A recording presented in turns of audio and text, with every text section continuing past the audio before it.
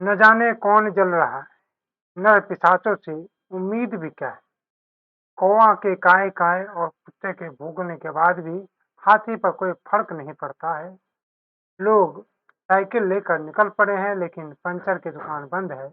हाथ तो सिर्फ साइकिल को धक्का ही दे सकता है। लोग घर से निकलने से भी घबरा रहे हैं, कोई हाथ में फूल न थमा दे।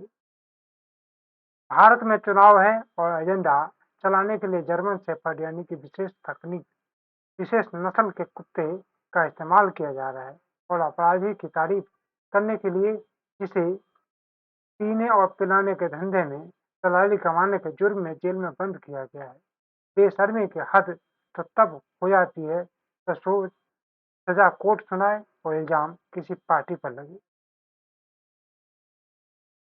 भ्रष्टाचार के जुर्म में जेल में बंद नेताओं के बैकग्राउंड के साथ प्रेस कॉन्फ्रेंस की मजा ही कुछ और है। अब हाथ पर इल्जाम कोई नहीं, क्योंकि सभी हाथ जिस पर इल्जाम था वो कमल के साथ है। बुलडोजर की सलामी तो अच्छी है, लेकिन भ्रष्टाचार की को करने में शायद इस बुलडोजर का भी हाथ खनन माफिया के साथ है। बाबा कहते हैं रामराज आएंगे, क्या वही रामराज इसको चलाने के लिए दारू की सेल बढ़ा दी गई है और ज्यादा बेचने वाले अधिकारियों को सम्मानित किया गया है। ऐसे कलयुग इसी को कहते हैं, जहाँ लोगों को शराब अधिक बेचने के लिए सम्मानित किया जाए। यहाँ लगता है यूपी और बिहार में यदुवंशियों की भी कमी है। एक ही परिवार के 6 और दूसरे परिवार के 4 यदुवंशी चुनाव में खड़े हैं। कम से कम जातीय जनगणना के हिसाब से तो यदुवंशियों को टिकट मिलना ही चाहिए। जाति का सारा फायदा एक ही परिवार में, बाकी सब वोटर बन के रहो, जाति के नाम पे लड़ो। बैलेट के लुटेरों के मुंह पर न्यायालय की तमाचा लगा है, इल्जाम जाति पर लग रहा है।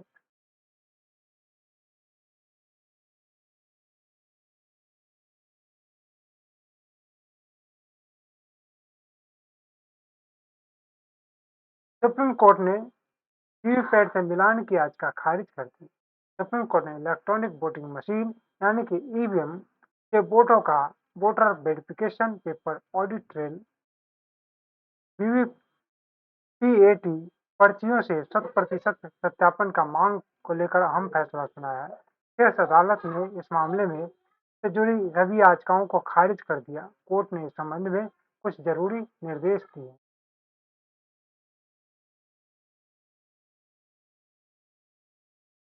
बताते चले कि सुप्रीम कोर्ट ने इलेक्ट्रॉनिक वोटिंग मशीन यानी कि ईवीएम के वोटरों का voter verification variable paper audit trail VVPAT पर्चियों से 100% सत्यापन की मांग वाली सभी याचिकाएं खारिज कर दिया है।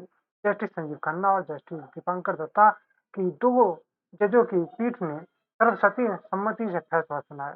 कोर्ट ने बैलेट पेपर से चुनाव कराने की मांग भी खारिज कर दी है। मामले में सुनवाई करते हुए कोर्ट ने कहा कि उम्मीदवार चाहे तो चुनाव परिणाम घोषित होने के 7 दिन के भीतर रिजल्ट की दोबारा जांच की मांग कर सकता है।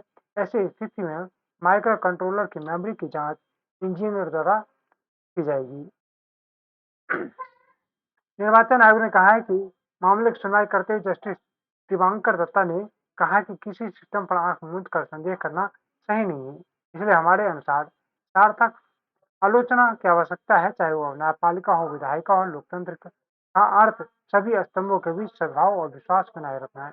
विश्वास और सहयोग को बढ़ावा देकर हम अपने लोकतंत्र की आवाज को मजबूत कर सकते हैं। हालांकि सुप्रीम कोर्ट ने चुनाव आयोग को वीवीपैट की गिनती में मशीन की मदद लेने की संभावना तलाशने का सुझाव दिया है।